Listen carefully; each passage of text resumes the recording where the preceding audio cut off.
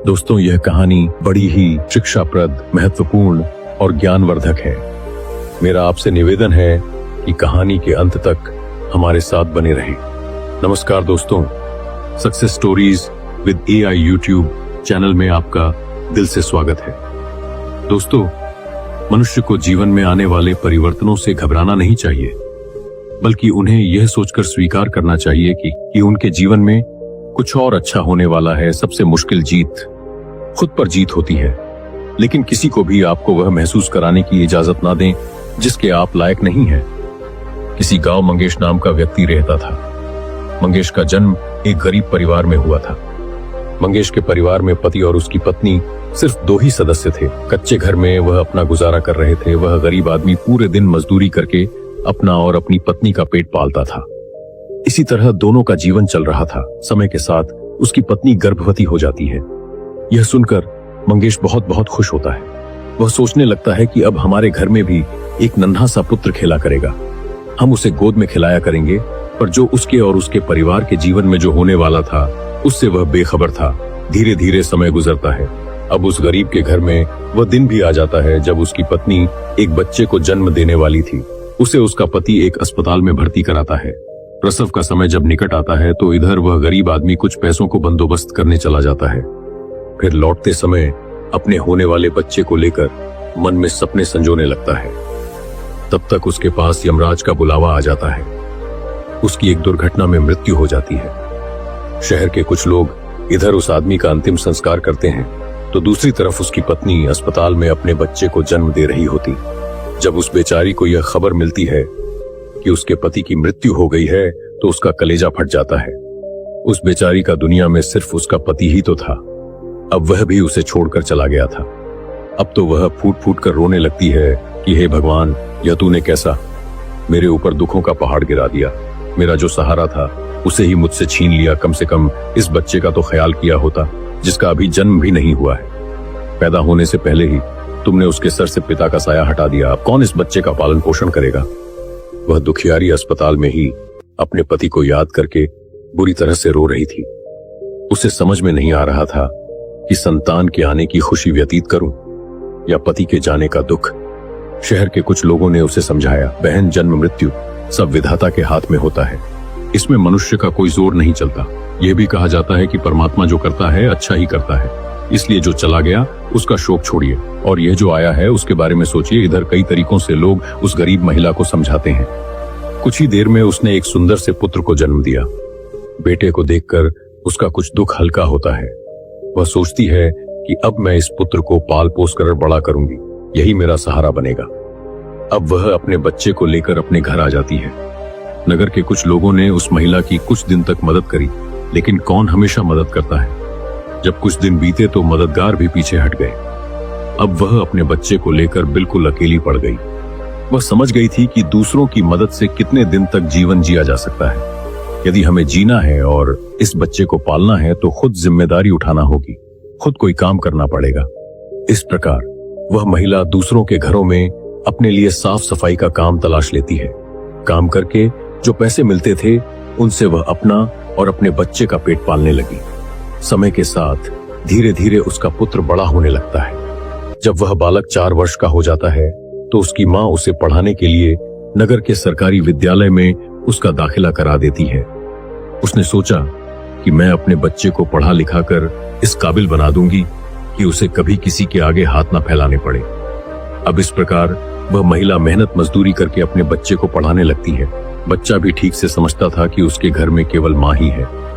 परिवार का खर्च चलाने वाला उसका पिता उसके जन्म से पहले ही चला गया है, इसलिए वह पढ़ाई भी खूब मन लगाकर करता था। धीरे धीरे बच्चे की उम्र 12 वर्ष की हो जाती है।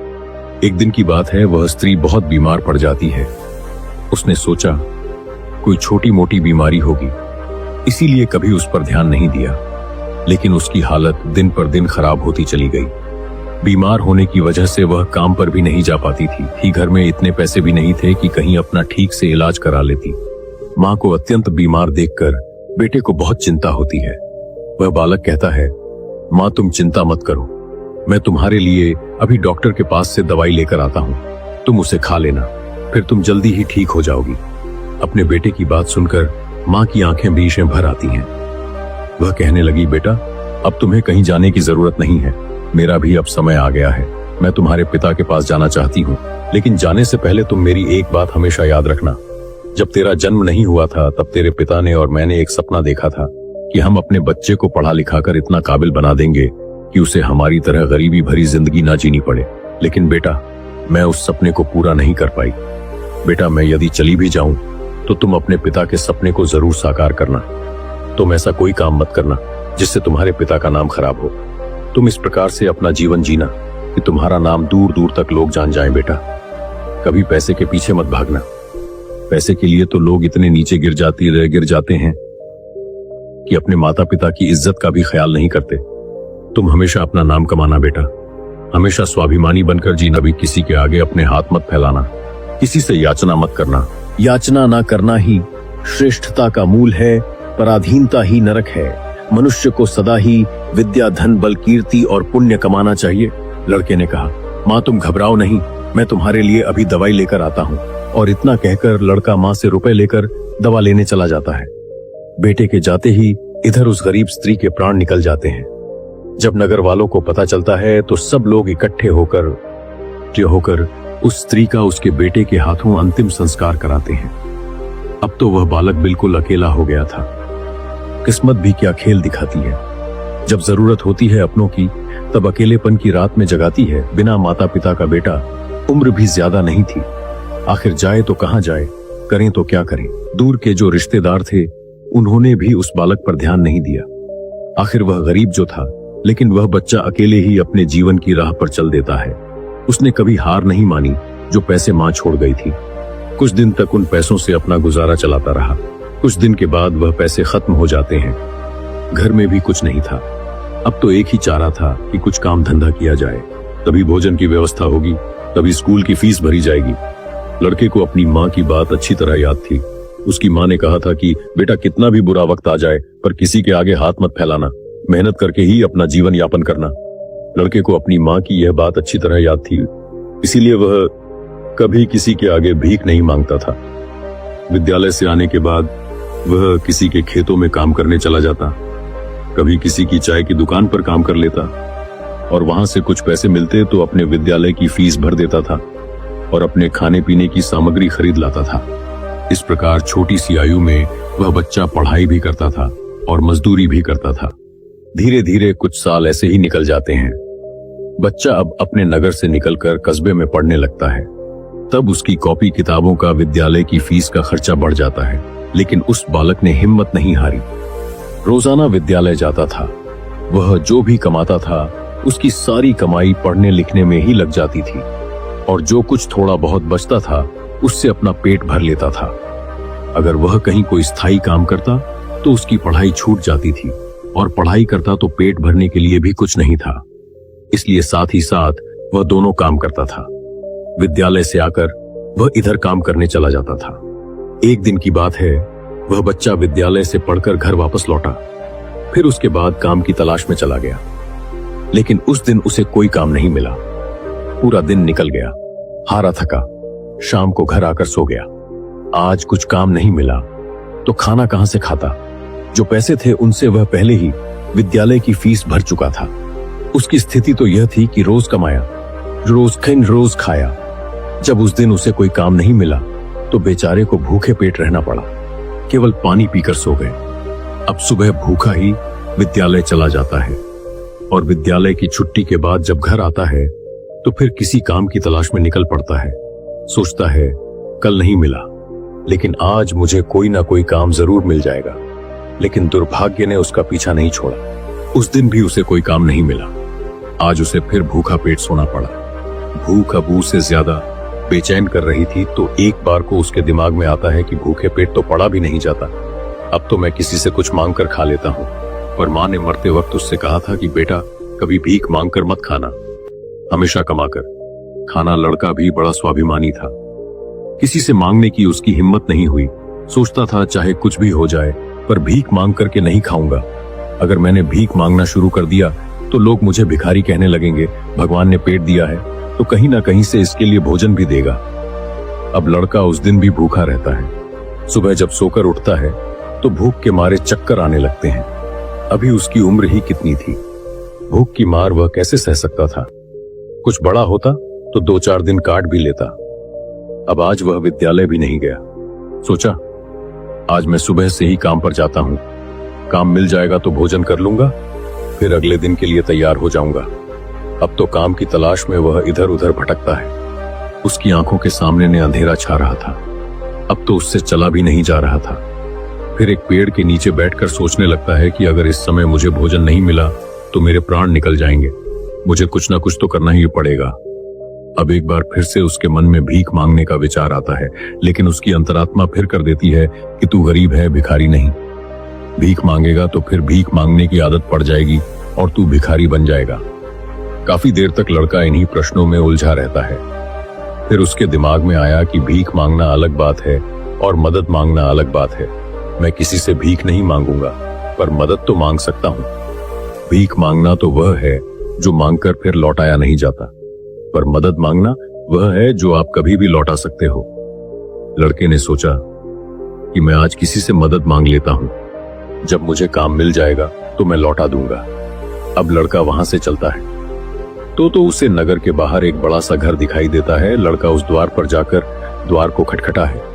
तब घर के अंदर से एक महिला निकलती है।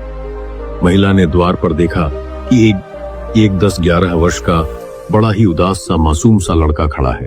पहले तो वह महिला उस लड़के से पूछती है कि बेटा, तुमने दरवाजा क्यों बजाया, क्या कुछ काम है? लड़का दोनों हाथ जोड़कर कहता है, माँ जी, मैंने दोपहर के समय आपको तकलीफ दी, इसके लिए क्षमा चाहता हूँ। तब वह महिला पूछती है, बेटा क्या तुम्हें कुछ चाहिए, मैं तुम्हारी क्या मदद कर सकती हूँ? वह महिला भी एक बच्चे की माँ थी, इसलिए ममता का भाव उसके शब्दों में था। उस महिला के पूछने पर एक बार तो लड़के के मन में यह आया कि चलो इन माँ जी से मैं कह ही देता हूँ कि मैं 2-3 दिन से भूखा हूँ और भोजन ना मिलने के कारण बहुत परेशान हूँ। लेकिन उसके स्वाभिमान ने उसे रोक लिया और वह भोजन की जगह पानी मांग बैठा। कहने लगा, माँ जी, मुझे बहुत जोर की प्यास लगी थी, इसीलिए दरवाजा खटखटाया था, क्या एक गिलास पानी मिल सकता है? लेकिन वह महिला बहुत समझदार थी। उसने जब लड़के को देखा तो वह समझ गई कि बालक बहुत भूखा है। वह कहती है, बेटा तुम थोड़ी देर रुको, मैं तुम्हारे लिए पानी लेकर आती हूँ।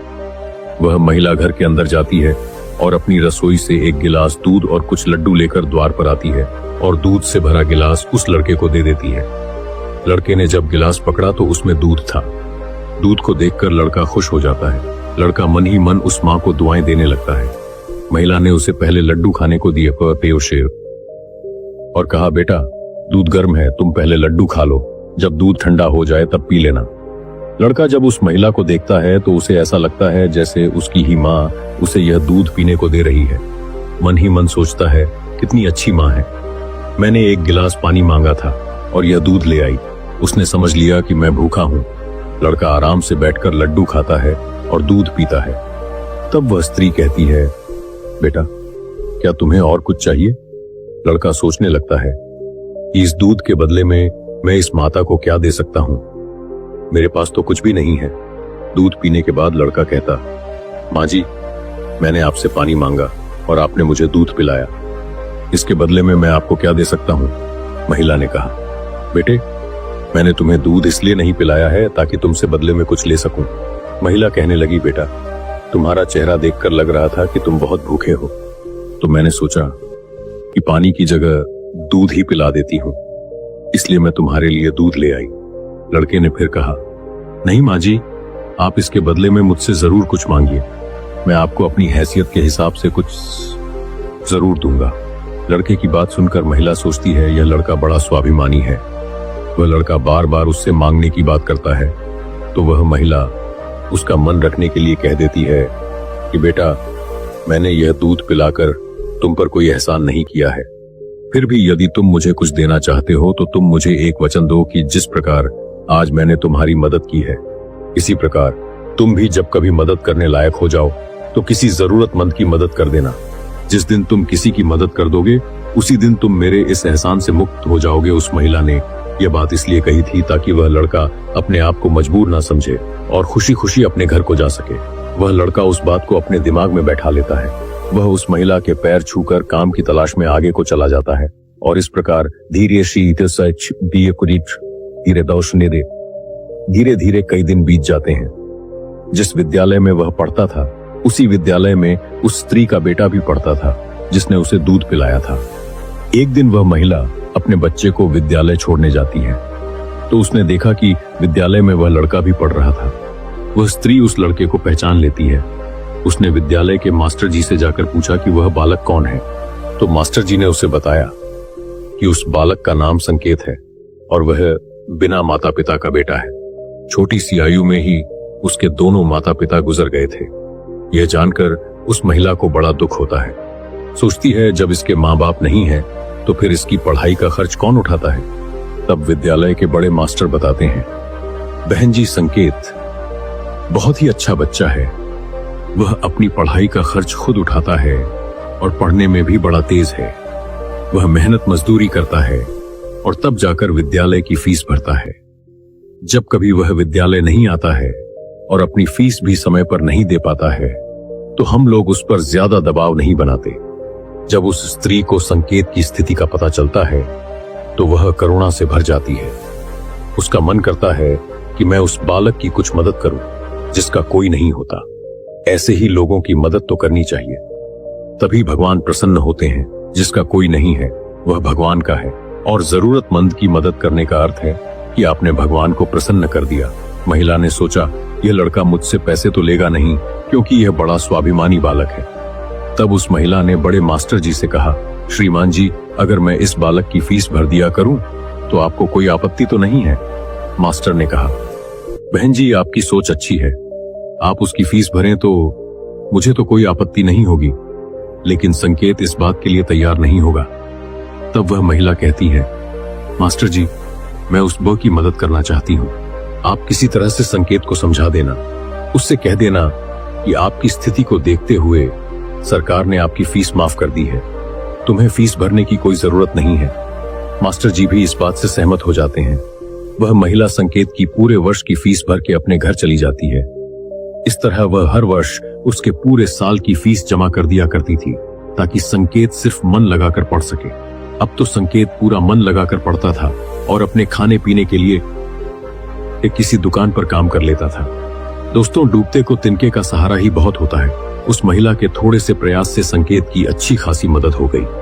वह अब खूब मन लगा करके पढ़ता था। इसी तरह कुछ वर्ष और बीत गए। अब आगे की पढ़ाई करने के लिए संकेत को शहर में जाना पड़ा। सोचा शहर में रहकर मैं कोई छोटी मोटी नौकरी कर लूंगा और अपनी पढ़ाई भी करता रहूंगा। इस बात का पता उस मई को तब चलता है जब वह उसकी फीस लेने के लिए विद्यालय में जाती है।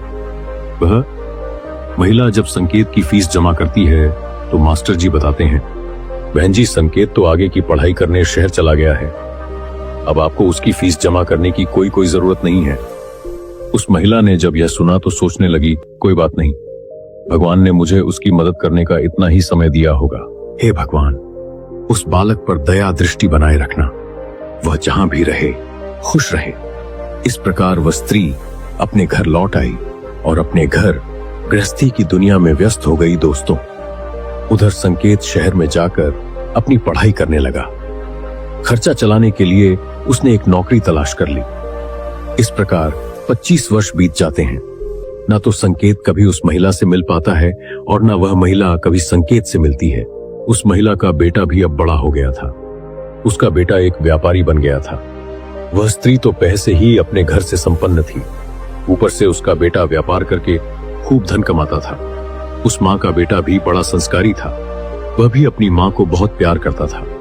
एक दिन उसकी माँ बहुत बीमार पड़ जाती है।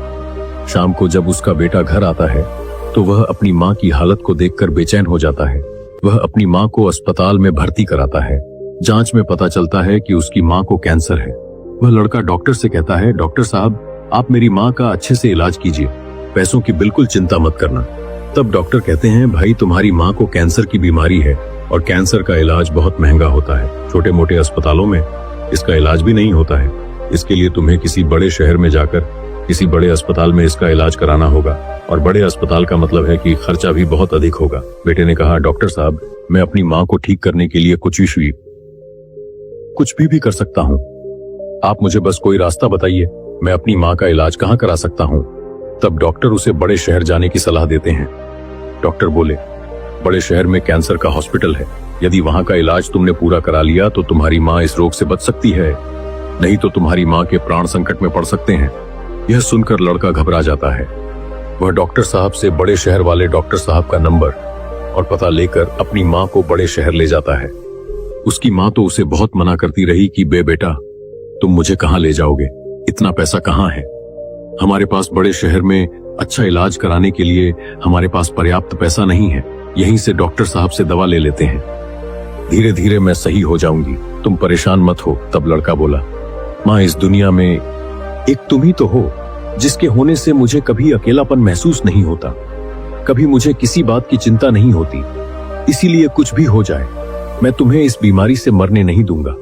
धन का क्या है, खत्म हो गया तो फिर कमा लेंगे, लेकिन माँ तो फिर नहीं मिल सकती। इस प्रकार लड़का अपनी माँ को बड़े शहर लेकर जाता है। जिस डॉक्टर से उसकी माँ का इलाज होना था, वह डॉक्टर साहब उस समय अस्पताल में नहीं थे, वह किसी मरीज को देखने के लिए विदेश गए थे। अस्पताल के कर्मचारी ने बताया कि डॉक्टर साहब कल आएंगे, तब तक आप अपनी माँ को अस्पताल में भर्ती करा दो। लड़के ने बिना देर किए अपनी माँ को भैंसी निरम भर्ती करा दिया और डॉक्टर साहब के आने का इंतजार करने लगता है। अगले दिन जब डॉक्टर साहब आते हैं तो वह लड़का अपनी माँ की हालत डॉक्टर साहब को बताता है। डॉक्टर साहब ने भरोसा दिया कि जांच के आधार पर मैं कह सकता हूँ कि तुम्हारी माँ ठीक हो जाएगी, मगर इनका इलाज काफी लंबा चलेगा।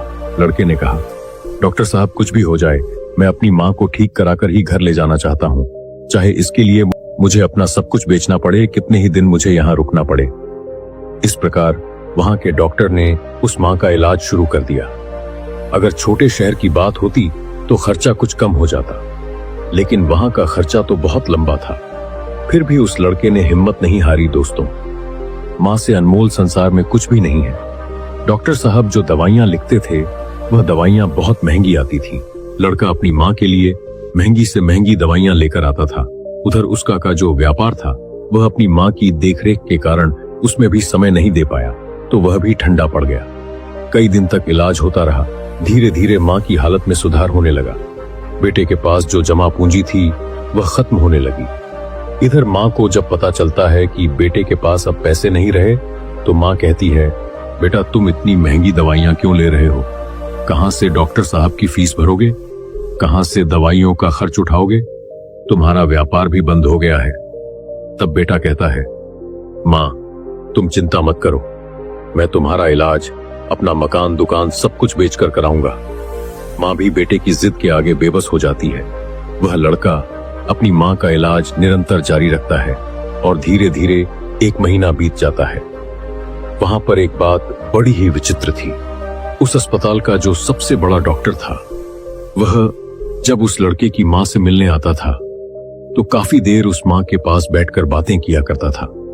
यह देखकर माँ को भी बड़ा अच्छा लगता था और वह सोचती थी कि अजीब डॉक्टर है, इतना बड़ा डॉक्टर होकर भी जिसके पास बिल्कुल भी फुर्सत नहीं है, वह मुझसे बात करने के लिए इतना समय कैसे निकाल लेता है। दोस्तों, इस प्रकार कई दिन बीत जाते हैं।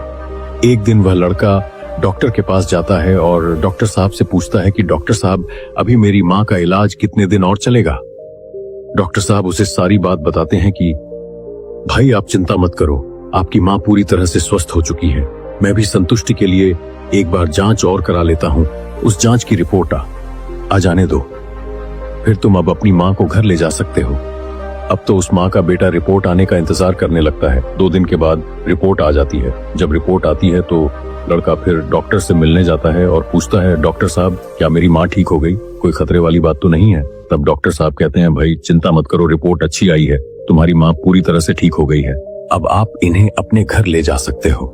डॉक्टर की बात सुनकर बेटा खुश हो जाता है और डॉक्टर साहब को बहुत धन्यवाद देता है। लड़का अपनी माँ के पास जाता है और सोचता है कि भगवान का लाख लाख धन्यवाद कि मेरी माँ बच गई, मेरी मेहनत सफल हो गई। यही बात वह अपनी माँ को बताने के लिए जाता है और माँ से कहता है कि माँ आप अब पूरी तरह से ठीक हो गई हो, अब हम जल्द ही अपने घर जाने वाले हैं। यह बात सुनकर माँ भी बड़ी खुश हो जाती है, लेकिन अगले ही पल वह यह सोचकर उदास हो जाती है कि मैं तो ठीक हो गई हूँ, लेकिन इस अस्पताल का जो बिल होगा वह लाखों में होगा। कैसे मेरा बेटा चुका पाएगा? इतनी मोटी रकम की व्यवस्था वह कहां से करेगा? उसके पास जो जमा पूंजी थी वह तो सब इलाज में खर्च हो गई। कि माँ को उदास देखकर बेटा समझाता है, माँ तुम क्यों उदास होती हो? मैं अपना सब कुछ बेचकर आपके इलाज का बिल चुका दूंगा। घर मकान तो बाद में भी बना लूंगा। इसलिए माँ तुम्हें इन बातों की चिंता करने की कोई जरूरत नहीं है। बेटा अपनी माँ को बहुत समझाता है, मगर माँ तो माँ होती है, उसका अपने बेटे के लिए चिंता करना स्वाभाविक था। माँ सोचने लगती है कि मेरा बेटा यदि सब कुछ बेच देगा तो फिर वह आगे अपना जीवन कैसे चलाएगा, इसके भविष्य का क्या होगा। वो माँ रात भर यही सोचती रही। चिंता करते करते माँ और बेटा दोनों की रात निकल गई। जब अगला दिन होता है और उसकी माँ की छुट्टी का समय होता है तो अस्पताल का एक कर्मचारी एक लिफाफा लेकर माँ बेटे के पास आता है और उस महिला के बेटे से कहता है कि डॉक्टर साहब ने आपके लिए यह बिल का लिफाफा भेजा है। आप इस बिल को ठीक से देख लो और इस बिल को चुका कर आप अपनी माँ को अपने घर ले जाओ। बिल का लिफाफा देकर वह अस्पताल का कर्मचारी तो चला गया। अब वह लड़का उस बिल के लिफाफे को हाथ में लिए हुए सोचता है कि पता नहीं कितना बिल आया होगा। बेटे को चिंता में देखकर माँ भी परेशान हो जाती। माँ एकदम से बेटे के हाथ से वह बिल का कागज छीन लेती है। माँ उस बिल को खोल कर देखती है। उधर अस्पताल के जो सबसे बड़े डॉक्टर थे वह भी उस समय वहीं पर पहुंच जाते हैं। इधर माँ ने जब उस लिफाफे को खोलकर देखा तो उसमें एक छोटी सी पर्ची रखी हुई थी। उस पर्ची पर लिखा हुआ था, माँ जी आपने अपने बल का भुगतान तो 25 साल पहले ही कर दिया था, जब आपने 2 दिन के भूखे बच्चे को 1 गिलास दूध और लड्डू खिला और अगले 5 साल तक उस बच्चे की विद्यालय की फीस भी भरी थी। पर्ची को पढ़ते ही महिला की आंखें फटी की फटी रह जाती हैं। जब उस माँ का बेटा पूछता है, माँ डॉक्टर साहब ने कितना बिल दिया है, तो माँ उस पर्ची को अपने बेटे को देती है। बेटा जब उसे पढ़ता है तो वह भी हैरान रह जाता है। लड़का अपनी माँ से पूछता है, माँ क्या आप डॉक्टर साहब को पहले से जानते हो? डॉक्टर साहब से आपकी जान पहचान कब हुई थी? तब माँ कहती है, बेटा मैं पहले से नहीं जानती हूँ, अभी पता चला है। बेटे ने पूछा, फिर इसमें 25 साल पहले की घटना क्यों लिखी है? तब माँ कहती है, बेटा 25 साल पहले जब तुम बहुत छोटे थे तब तुम्हारी उम्र का एक छोटा सा लड़का भरी दोपहरी में हमारे घर के द्वार पर आया था। वह भूखा प्यासा था। उसने मुझसे 1 गिलास पानी मांगा था। मैंने बच्चे को देखा तो मैं समझ गई कि वह भूखा है, इसीलिए दूध और लड्डू लाकर मैंने उसे खाने को दे दिए। वह कई दिनों से भूखा था। उसने दूध तो पी लिया, पर वह मुझसे कहने लगा कि माँ तुम्हारा यह ऋण मैं कैसे चुका पाऊंगा। तो मैंने उसका मन समझाने के लिए कह दिया था कि जब तुम बड़े हो जाओ, मदद करने लायक हो जाओ, तो तुम भी किसी जरूरतमंद की मदद कर देना। मुझे क्या पता था कि वही लड़का जिसे मैंने 1 गिलास दूध पिलाया था, वह 25 साल बाद इतना बड़ा डॉक्टर बनकर मेरी मदद करेगा। लोग तो आज लेकर कल को भूल जाते हैं, लेकिन उस बच्चे ने मेरा वह आरसा अभी तक याद रखा है। मैं इस बात को सोचकर बड़ी हैरान हूं कि डॉक्टर साहब ही वह बच्चा है। इधर माँ बेटे आपस में बातचीत कर रहे थे, उधर वह डॉक्टर साहब उनके पीछे खड़े होकर उनकी बातें सुन रहे थे। उनकी आंखों में आंसू थे और बचपन का वह समय उन्हें ज्यादा याद आ गया। तब जब वह भूखे प्यास से उस माँ के द्वार पर पहुंचे थे। डॉक्टर साहब आगे बढ़कर उस माँ को प्रणाम करते हैं और माता जी के पास बैठ जाते हैं। कहते हैं, माँ आपके कहे हुए शब्द आज भी मेरे कानों में गूंजते हैं। मैंने आपके उन्हीं शब्दों को अपना संस्कार बनाया। मैंने अपनी जिंदगी में बहुत दुख देखा है, लेकिन कभी हिम्मत नहीं हारी। मैं आपका बहुत बड़ा कर्जदार हूं। यदि आप मेरे विद्यालय की फीस नहीं भरती तो आज मैं इतना बड़ा डॉक्टर नहीं बना पाता। माँ, यह आपकी ही देन है। मैंने तो आपको उसी दिन अपनी माँ मान लिया था जिस दिन आपने ममता भरी छाव में बैठाकर मुंह भूखे को दूध पिलाया था। इतना कहने के बाद डॉक्टर साहब वह सारे पैसे लौटा देते हैं जो माँ की दवाई में खर्च हुए थे और बूढ़ी माँ के चरणों में अपना सर रख देते हैं। वह माँ डॉक्टर साहब को उठाकर अपने सीने से लगा लेती है। डॉक्टर साहब और बूढ़ी माँ की आंखें आंसुओं से भरी हुई थी। जब यह दृश्य अस्पताल के सारे लोग देखते हैं तो सब देखकर हैरान रह जाते हैं। सबकी आंखें नम हो जाती हैं। दोस्त, यह 4 बातें जो भी व्यक्ति समझ लेगा वह कभी गरीब नहीं रहेगा। पहली बात, मनुष्य को जीवन में आने वाले परिवर्तनों से घबराना नहीं चाहिए, बल्कि उन्हें यह सोचकर स्वीकार करना चाहिए कि उनके जीवन में कुछ और अच्छा होने वाला है। इन परिवर्तनों से मनुष्य बहुत कुछ सीखता है और वह सही राह पकड़ लेता है। जो अपने साथ हुई घटनाओं से टूट जाता है वह कभी आगे नहीं बढ़ पाता। दूसरी बात, अंधेरा चाहे कितना ही घना हो, एक छोटा सा दीपक उसे मिटा डालता है। उसी तरह अगर जीवन में कुछ अंधेरा आ जाए तो ज्ञान रूप दीपक से अंधेरे को मिटाकर सही रास्ता ढूंढा जा सकता है। ज्ञान वह निधि है जो रंग से राजा बना देती है, भटके को सही मार्ग दिखा देती है। तीसरी बात, आप दूसरों का भला कीजिए, दूसरों पर दया करिए, तुम्हारा भला अपने आप होता चला जाएगा। आपको अपने जीवन में अगर किसी की मदद करने का सौभाग्य मिले तो जरूर करना कहते हैं। डूबते को तिनके का सहारा बहुत होता है। आपकी छोटी सी मदद से किसी का जीवन ही बदल सकता है। आपका छोटा सा योगदान किसी के लिए वरदान भी हो सकता है। मुसीबत में पड़े तो घबराना मत, जब एक रास्ता बंद होता है तो 10 खुल जाते हैं। जीवन में निखार तभी आता है जब मनुष्य दुख और मुसीबत की भट्टी में तपता है। कष्ट सहन करने के बाद ही मनुष्य को अनुभव मिलता है और यह अनुभव बहुत काम आता है। चौथी बात, मनुष्य के दिन चाहे कैसे भी हो, चाहे कितनी भी कठिनाइयां उसके जीवन में आए, परंतु उसे कभी भीख मांगकर खाना नहीं चाहिए। भीख मांगकर खाने वाला अपनी ही नजरों में गिर जाता है और जब वह भीख मांगकर खाता है तो उसकी आदत हो जाती है बिना मेहनत किए खाने की। इसलिए मनुष्य को हमेशा मेहनत करके ही खाना चाहिए, तभी मनुष्य सफल और आत्मनिर्भर बनता है। किसी को मदद की जरूरत हो तो आप सबसे पहले उसकी मदद करें, लेकिन अगर आपको मदद की जरूरत हो तो आपको किसी से मदद मांगने की जरूरत ना हो। आप खुद ही अपनी मदद करने की काबिलियत रखें। आत्मसम्मान आपकी आवाज है, इसे बुलंद रखें। दूसरों पर ध्यान देने से बेहतर है खुद में रहो, खुद को समझो और आगे बढ़ो। आत्मसम्मान एक ऐसा कवच है जिसे कोई आपसे छीन नहीं सकता। जो कोई खुद से प्यार नहीं कर सकता वह किसी और से भी प्यार करने के लायक नहीं। उसकी इज्जत कभी मत करो। जो आपकी इज्जत कदर ना करे उसे अहंकार मत समझना, उसे आत्मसम्मान कहते हैं। अगर आप चाहते हो दुनिया आपकी इज्जत करे तो सबसे पहले आपको अपनी इज्जत करनी होगी। अगर कोई आपका अपमान करे तो उसका भी शुक्रिया अदा करें, क्योंकि वह इंसान आपको आपकी जिंदगी की सच्चाई बता रहा है। ज्यादातर लोग उन चीजों की कदर नहीं करते जो उन्हें आसानी से मिली हो, लेकिन खो देने के बाद पछताते हैं। तो दोस्तों, अगर आपको ये कहानी पसंद आई है तो इसे लाइक करें, कमेंट करें और अपनों तक और हमारे इस channel success stories with AAI को सब्सक्राइब करें ताकि आपको ऐसी मोटिवेशनल कहानी मिलती रहे। तो आज के लिए बस इतना ही, फिर मिलूंगा आपसे अगले दिन ऐसे ही एक और नई कहानी के साथ। तब तक के लिए धन्यवाद।